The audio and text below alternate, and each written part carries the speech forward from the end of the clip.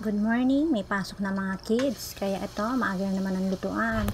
So, luluto ako ngayon ng pork and tofu and oyster sauce with mystery ingredients. So, ayan, napakuluan ko na yung pork. Then, nagsot ako ng garlic, onion, nilagay ko na rin yung pork na napalambutan ko na.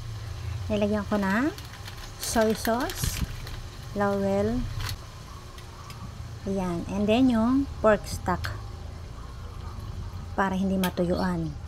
So, konting sabaw lang. Then, takpan natin. After 10 minutes, ilagay na natin yung fried tofu.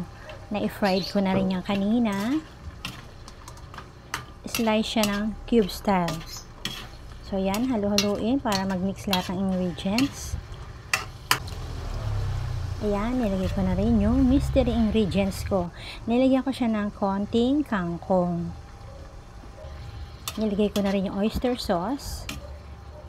Then, haluin lahat ng ingredients. Mga after 3 minutes, okay na yan. So, nilagay ko rin ng sliced labuyo and green chili. Pampasarap. Para may anghang ang kagat. So, titikman ko na. So, sobrang tender na ng pork. So, okay na siya. Pwede na kumain.